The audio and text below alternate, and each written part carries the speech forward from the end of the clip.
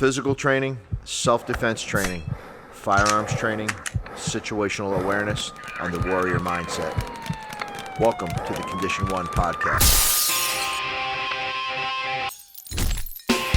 This is a podcast where we'll be talking about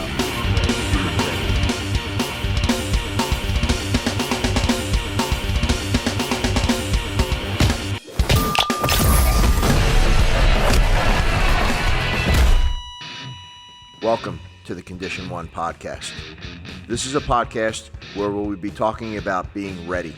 We'll also be speaking to victim survivors of physical encounters, how they dealt with the aftermath, physically, mentally, and spiritually.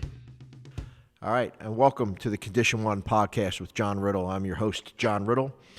Condition 1 podcast is brought to you by CTG Supplies and Defense and Aviation Industries, with critical parts and material designed to keep fleets and systems operational, ready, and safe. Crestwood Technology Group is CTG. Check them out now on ctgnow.com. And today on the podcast, I have Diego de Vera from the Knockout Zone in Miami. Diego's background is a very combative background, born and raised for the most part in Buenos Aires, Argentina. During that time, he took up Taekwondo at the age of 12, worked his way up through the ranks, got into competitions, reached his black belt potential, and then he moved into more of a full contact Muay Thai type kickboxing arena, Exactly. where he started to compete, and after 6 years of training, received your black belt in Muay Thai, correct? The black belt is in Muay Thai. They don't have belts. Okay. They have kind of rank, but they don't have belts. Okay. The one that I have, it was like 7-8 years of the kickboxing, the Japanese style. So the WAKO, the World Association of Karate Kickboxing Organization, they have a system that they graduate the instructors until you become a black belt, not to have a ranking. And they have a program. They have it here in USA too. I continue doing my belts here. The last 3 ones, my 4th and 5th degree with Shona, with the Shihan Shona Nunez in New York. That he's from the times of the full contact kickboxing fighters, Right. Benny Urquidez, Bill Wallace, all that time, all those good times of kickboxing and full contact, right? Okay. So that's when it comes that black belt, because people say no, there is no black belt in kickboxing. There is no black in Muay Thai. There is no black belt, definitely. But it comes with a program that you practice your style and you become an instructor with certification. That's the point. Perfect. But at the end of the day, that belt, the black belts are for keep your pants in position, right? Exactly. That's it. That is it. Okay. Yeah.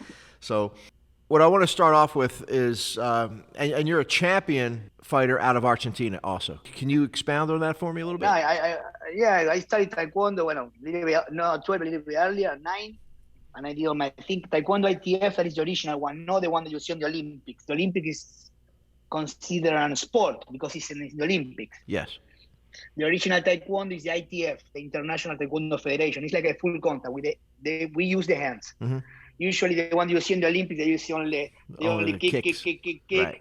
And no hands, and kick very light to the point. This is full contact, continue fighting. So because I become South American champion, Pan American champion, world champion 3 times, and I like boxing. I love boxing, so I started doing boxing too. Okay. And because I was good I became world champion in Taekwondo because I was good in boxing. Okay. Because I am kind of small and heavy. So always my category I was 54 kilograms, like 125 pounds. And I always be super heavy. So I went to the next division. So the people who was taller. So I have to use to win my boxing skills sometimes. Right. Gotcha. And sometimes I went too hard with the hooks. When the things are complicated, I get disqualified. Say, Yeah. Wow, I want to go hard. So I start doing boxing. So I did some amateurs and pro fighting boxing, but I like to kick too. So that's why I start with full contact and kickboxing. And because I have the hands from boxing and the legs from Taekwondo, I became Argentinian champion in kickboxing, South American champion in full contact kickboxing, and after that, world champion in kickboxing, but for the ISCA and WACO.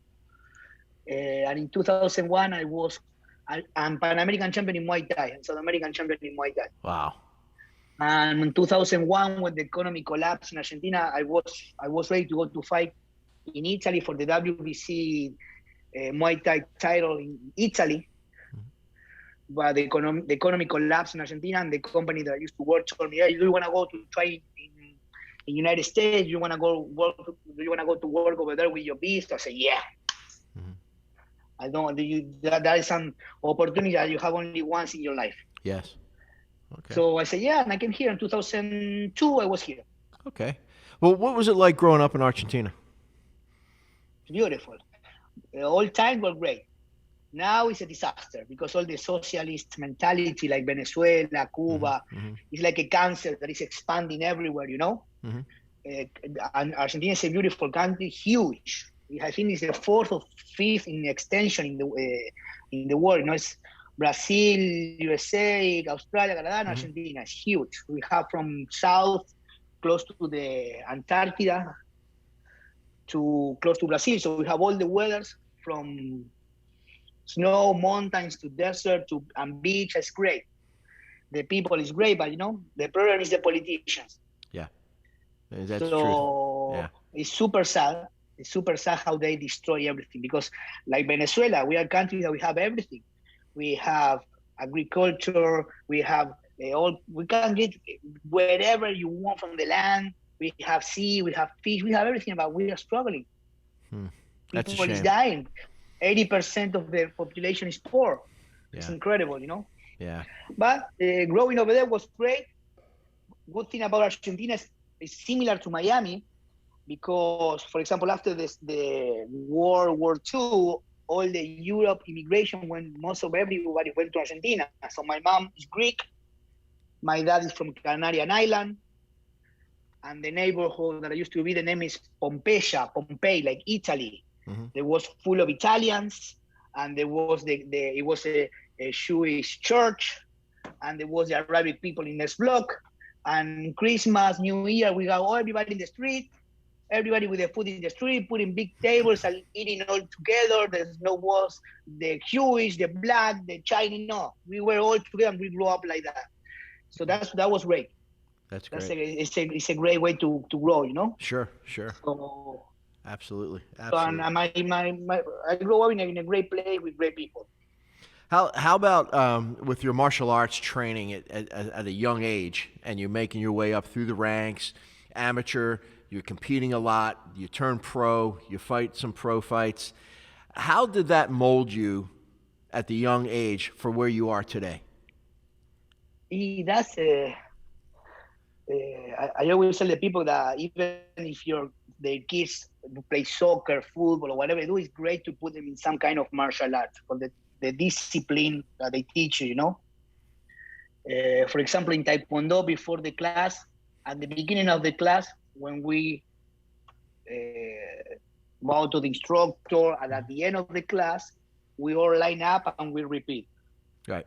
Perseverance, self-control, indomitable spirit,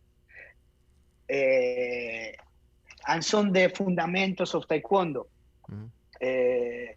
So what happened? That little seed on your head, perseverance, self-control, right, indomitable spirit, respect, and all that stuff, you grow with those. Sure. Absolutely. On your head. Yep. So that's something that helps you a lot. So in my young age, when you see behind me all the guitars. Yes. Yeah. I am a musician too, so I started playing guitar at 5 years old. Wow. Okay. And I was touring all around the world playing with big bands. I opened for Ozzy Osbourne in Argentina. My life was super good. So, but the martial arts and the music give you that. You have to do something. You have to play on a scale and practice, and you get it. The same with the martial arts. Right. You kick once, that's what you do it 1,000, 1,000,000 times until you get it. So when you grow up, you put all that things in everything that you do in your life.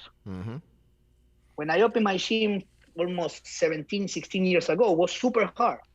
No one gave me money. And there was time that I was eating with my kids at home rice and eggs. We didn't have money, but we keep going. That perseverance thing, that seed that you have in your head, and that thing is for the martial arts, and make you do it like that. Perfect. So, with that said, what is your approach? What is your approach to training newer students? Somebody brand new walks. I walk into your gym. I'm brand new. I know nothing. Right. I come in. Where do you start with a person that way? Especially today, with the way the world is, people are in fear of things going on. I'm sure they're coming to you because, hey, man, something's either happened to me or I'm afraid something's going to happen to me. How do you deal with that person? You know how it is, Sean. It's a way of living, right? A lifestyle. You start with the martial arts. When that dog bites you, you want to keep going and learning. But the thing that I try to do with my people and in my gym and talk with my trainers all the time is that something pretty much the same, that the thing that we were talking before about how lucky we are when the people come to us to learn something, right? Right. So the most important thing when you start that journey is first you need to think that you have to learn new stuff and be open for everything. But the most important thing is get fun. Come to my place. You will train. You're in an environment that you see. Some Saturdays you come here on Saturday, and there's people who doesn't come to train. They come because they like to be there. They talk with their friends, and we're like a family. Yeah, right? There you go. So first, when they come, I make them feel like if they are in his second house, his second home. Okay. So they start coming because they have a good time, they enjoy it, and at the same time they learn. Because sometimes it's hard. It's not easy, the martial artist lifestyle. Right. The injuries, the pain is hard. You get frustrated. Tell me. Yeah. Sometimes we have the knee swollen, the shoulder that you can lift the arm, but you keep going, right? And the people now, it's not than before. Right. Now they want everything fast. So I try to keep it in that way. I teach them little by little, but at the same time, I make them have a good time. So they come to my place and with me or with my friends to enjoy and do something positive. At the end, it's super positive, And I have people who doctors, lawyers. I have one of the guys that is the head of the Jackson Memorial in the emergency room, and that people have such a level of stress every day. Yes. So they come to train to release, So he tell me, if I don't come here, I will be like most of my partners, my friends that are drinking, doing drugs, or going to the psychologist. I prefer to come here, keep the bags, train with you, and release all the shit that we see every day, Sure. So. Yeah. So it's not only that you're learning self-defense, but you're also relieving that stress. Right. It's making you healthier. Exactly. Right. And then that way, when you go home, you're beat, you're tired, and you have a different perspective on life than you did before you walked in the door, right? Yeah, absolutely. Exactly. With you 100% on that. With everything you've done, all the accolades that you have, the championships, everything like that, and from reading your background, it seems like everything happened pretty quick, like right after each other. You were just climbing fast, And how did you maintain a regime for that in training, where you're kickboxing, you're doing this, you're becoming a champion here, you're becoming a champion there, but you continue to press forward and keep moving? How did your body take care of that? How did your mindset? What kind of mindset did you have for that? I keep going because I love it. I wake up every morning and say, I love what I do. And I feel great, I'm 45. I'm still moving and doing my things. And I don't know if like 4 years ago, I had bilateral hip replacement. Both my hips were gone. Really? So I have yeah. So I spent like a year and a half or two turning. No, I was walking with clutches, with a walker. My legs were destroyed, and everybody told me, no, you're not gonna be able to kick anymore. You're not gonna be able to train anymore. I said, you know what? Boing. There you go. I'm gonna do it. Yeah. So I went to different doctors. They told me, no, you are too young. You are 40. The prosthesis doesn't last too much. Lasts like 10 years. Mm-hmm. So in 10 years, you're gonna change it again, and sometimes the bone doesn't resist too many changes. So I don't know, you can finish in a wheelchair. So I know that's not possible. It can be, and the pain was so much pain all day, pain. Mm-hmm. Was taking 6-7 oxycodone a day. Wow. Wow. That I say, no. So at the end, I found all the doctors sent me to see one doctor, William Burke, that is a sport medicine doctor, and he's the one who take care of the Dolphins, the Miami Heat, all those guys. He do only hip and knee replacement. I told him, don't worry, I will put it like new. He put a new technology on my hips. The prosthesis lasts like 40-50 years, so I'm gonna die with the prosthesis. And at the end, he told me, after the surgery, he told me, okay, go do whatever you want. If you want to fight again, go fight again. So it was great. And I move even better than before, even better than when I was 25. That's good. So everything hurts now. Everything hurts on my body, but not my hips. But what happened? Before the surgery, I was super bad with pain, but I didn't stop training. Mm-hmm. I trained.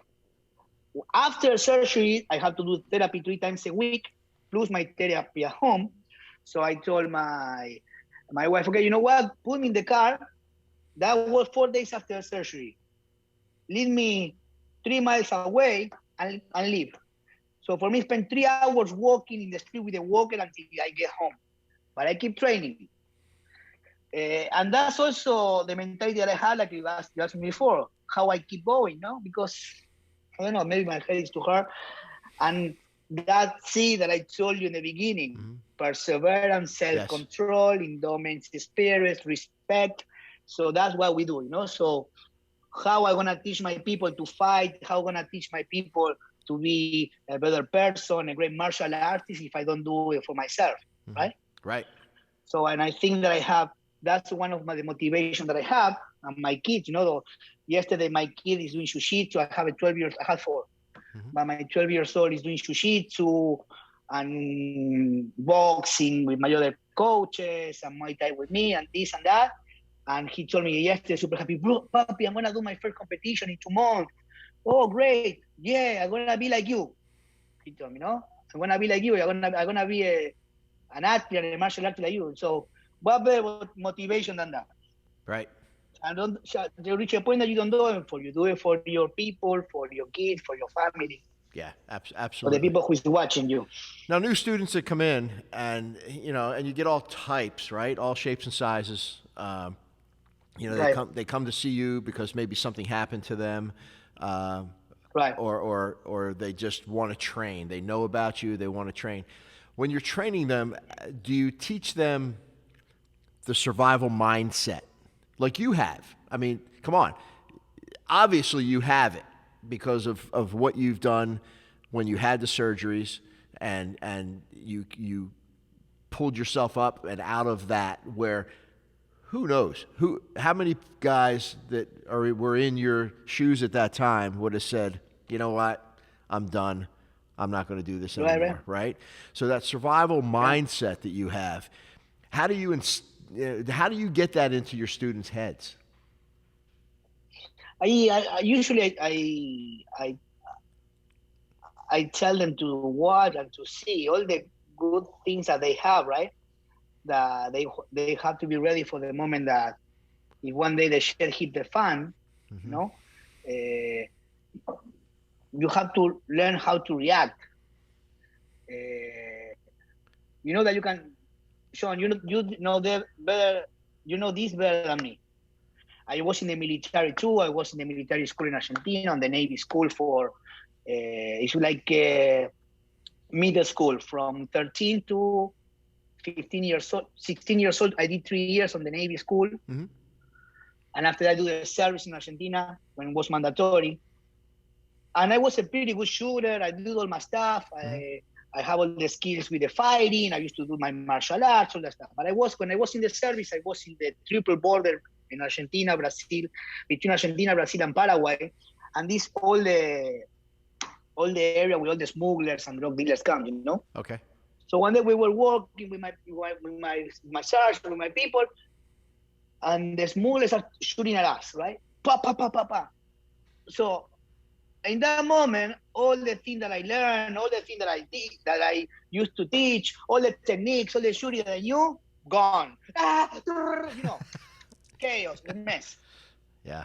So the people come to me and say, I want to learn how to fight. I want to learn self-defense. I want to learn, you're going to learn. You're going to learn the fundamentals. I'm going to teach you how to punch correctly. You have to do it 1,000 times. How I teach them the fighting mentality? Fighting. So they have to get used to get punched in the face, to get punched in the liver. We are super cool when we train, little by little. We don't go that crazy. But with the moment, if they want to really learn how to defense and have that fighting mentality, you have to fight. Right. You can learn how to swim if you don't want to get wet, right? Right. It's absolutely. So that's one of the things that I always not complain, but I don't like to see when they teach all the self-defense things. Yeah, you can do this, you can do that. And yeah, bro, when you are scared of shit and come with a knife, all that thing that you learn is not going to work. Mm-hmm. So I try to do, to teach them in the fighting mentality. I try to fight with them, show them how is the reality, and make them ready with at least, have an idea how to throw a punch, an elbow correctly, in case I have to do some damage. I have a lot of women coming to me to learn self-defense, because every day is more complicated. Every day the man is more disrespectful with the woman, so they want to learn. Right. And it's crazy how much more women coming for learning how to fight on the man, lately. Yeah, I mean we're getting ready to do. So that's great. We're getting ready to do a women's course. I think we've got like 12, 15 people sign up already. Yeah. And I look at my classes when I'm running my classes, and I think I've got more women in the class in my nightly classes than I do guys.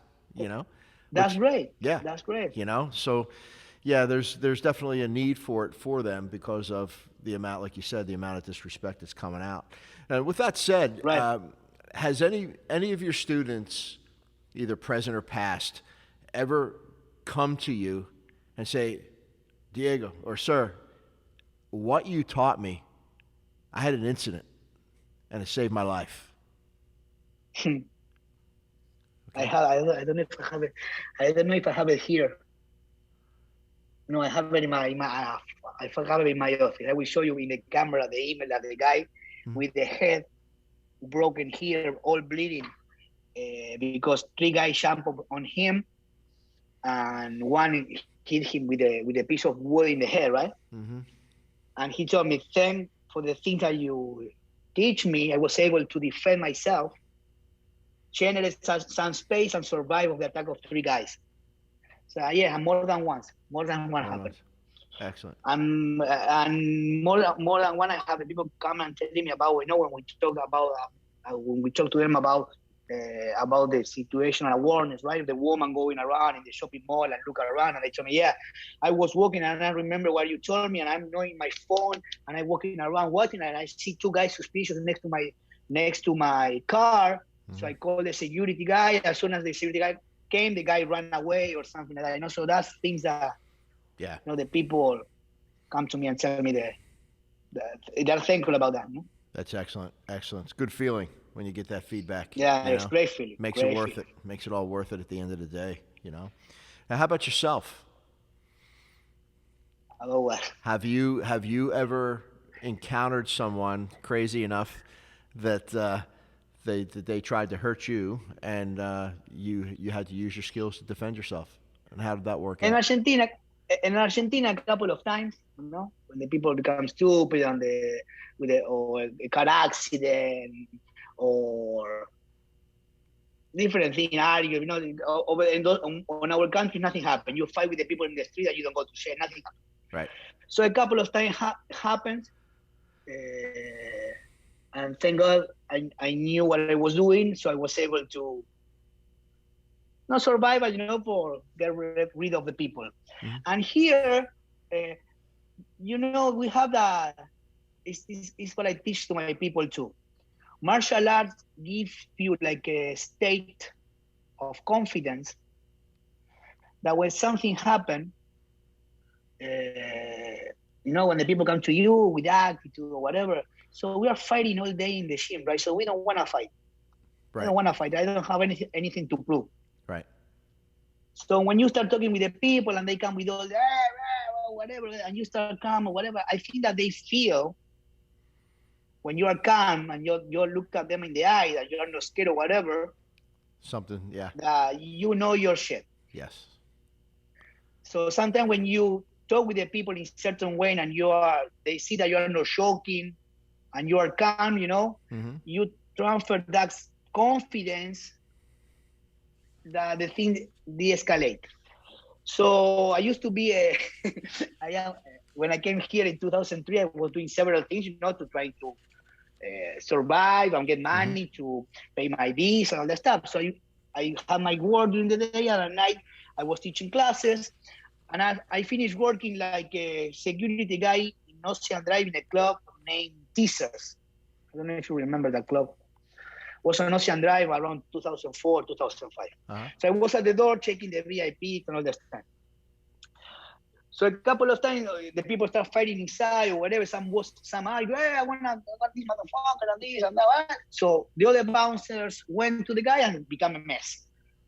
With bottles flying, people punching each other, the chairs, all that stuff. So a couple of times I went, so what happened? Why are you fighting?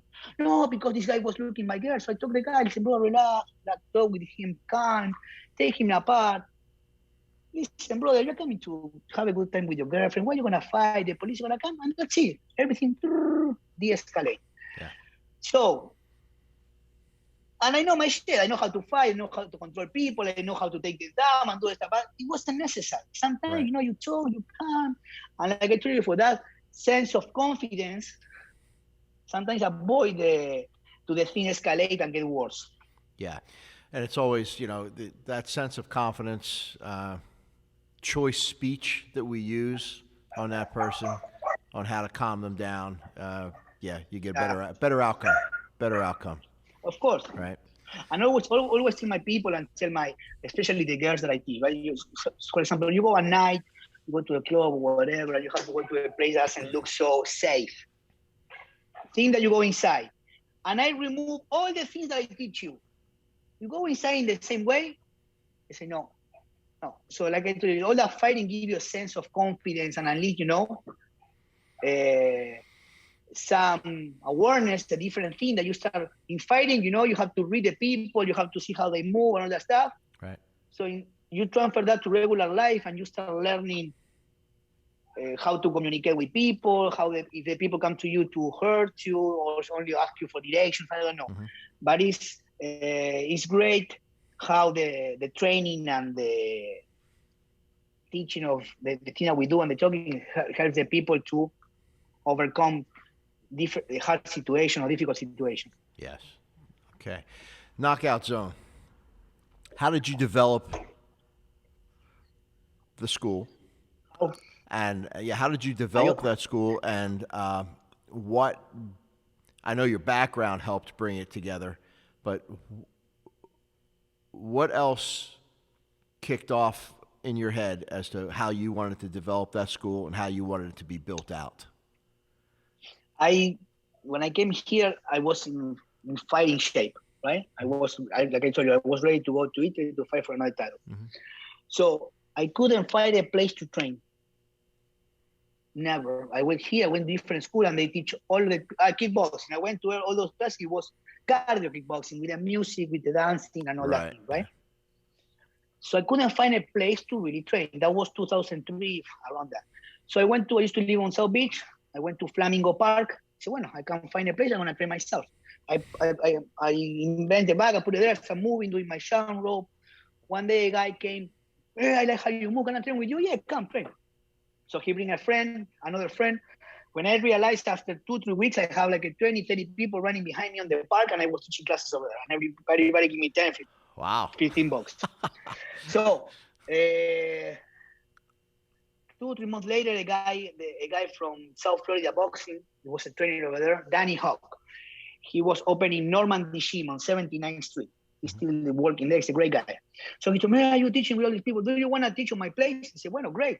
He's opening a boxing gym with bags, with ring, and I couldn't find a place to train, so I want to train. I used to train people in Argentina too, but no, I want to do it here. So I started doing my classes.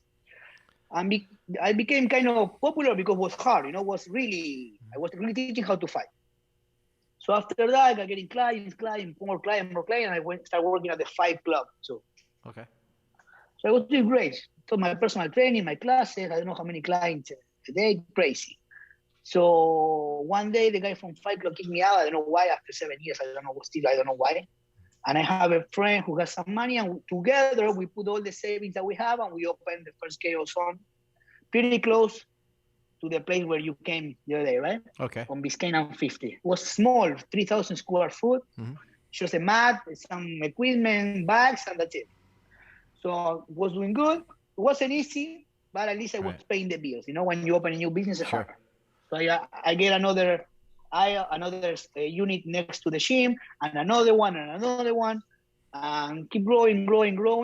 And my idea was something, because everywhere, like I told you, was teaching cardio boxing, and not too many places teaching good striking. So my idea was teaching the classes for everybody, for kids to women, but really teaching how to do the things correctly. So I did. I moved the gym for the one that you saw the other day, and all the instructors that I bring, they're the same instructors since I opened. 17 years with the same instructor, with the guy from Taekwondo, Hugo Huerta, with Jorge Elizondo in Jiu-Jitsu, with Melissa Hernandez in boxing, that is 7-time world champion in boxing. She fought 2 weeks ago for another WBC in Las Vegas. And each one of them we have the same mentality. We don't teach bullshit. We teach how to do the things, correctly. So no matter if you are 57, 40 years old, we teach them not in the same way, but the same mentality. Sure. Excellent. So that's the concept of Knockout Zone. Now, what's your mindset on fit to fight? About what? Being fit. Being fit? Being fit, being in shape to be able to withstand the altercation. I think it's the most fundamental one, right? There is no way that sometimes, maybe you're lucky, but you need to be in kind of shape to be able to defend yourself, and take care of you and your people. Being able to run, being able to to move away. If someone grabs you, you need to some kind of, even if you need technique, strength is very important, So being fit is crucial. I think it's the base of everything. The nutrition, being fit. I always tell the people that the base of everything is the nutrition. You have to eat correctly. You have to feel good, feel healthy. You can start drinking and smoking all the day and try to do a martial art because it's not gonna work. Right. You can do it, but you're gonna feel like shit. So you have to feel good inside out. And the best way to learn to defend yourself, to learn martial arts, to any sport, is having a good foundation in terms of nutrition, in terms of fitness, in terms of even mentality, how you see yourself. Your autoesteem go higher, you feel better, you feel great, you want to do more things. So the most important is the nutrition, the metabolic conditioning. You have to be able to run, to swim, to ride a bicycle. If you are not able to do that things, how you think that you're gonna defend yourself if you try to grab someone and lift him? It's gonna be impossible. So you have to do also some weightlifting. And when you have all those things correctly, you're gonna be much better performing your sport, if you wanna do sports or martial arts or whatever you wanna do. Okay, so what for Diego? Or something else, or Sean, something else in terms of fitness, right? You are a guy. Okay, you are not a martial artist. For example, you are you are in a bank, you are a CEO of a company. Right. That look how you look, your posture, how you present yourself to the people, right? Right. You see a guy that you take care of yourself. You are an investor. You have a guy who manages the money of the people. Look at you. If you can take care of yourself and you look fat, ugly, how you going to take care of my business? How you going to take care of my money? Right? If you can take care of yourself. Absolutely. Right? Absolutely. So I think fitness is one of the most important things, in terms of you, because it's your health. Agreed. How about what type of program for somebody who's doing self-defense, somebody who wants to be a fighter, what type of program should they look into for fitness? I don't know if you get it. I get it a lot. I'll sign up for classes, but I got to get in shape first. What does that mean? And all so, the time. But the people come and tell me, "Oh no, first I'm gonna do a little bit of treadmill, so when I get in shape, I'm gonna do the Muay Thai or the Brazilian Jiu-Jitsu class." Right. Yeah. So how? It's not gonna happen. They come in, they sign up for your classes. They want to get fit to be able to defend themselves. They want to get into competition to fight. Right. What type of program would you put them on for their fitness levels? In all the classes that we have, we start with the beginners little by little, right? But we have in the gym, we have the 2 floors. The first floor with all the conditioning, the weight machines, and all the things that we do with Tony. And on the second floor, the fitness. But most of the people come from the martial arts. So even in the martial art classes, you do the fitness part. You use the conditioning, boxing. You do the warm up, you jump rope, and you do the back work and all the stuff. Even in jiu-jitsu, you do all the warm up drills on the floor and all the stuff. That helps a lot to start getting fit little by little. But we always encourage the people to go downstairs, and we can give them programs for weightlifting, for conditioning. We also offer the boot camp and conditioning classes, strength and fitness classes, that we mix all the weightlifting with functional training.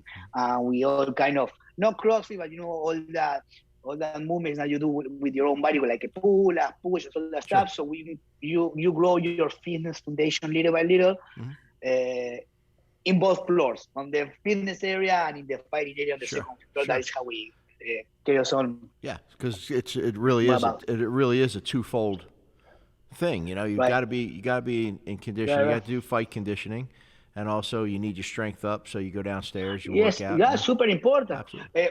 I always play around because the gym, the way I have the 2 rings and the bags on one side and the mat on the other. Even if I do jiu-jitsu too, and I am playing all the time with a guy from jiu-jitsu, telling them, "Hey, why you don't come to this area and this and that?"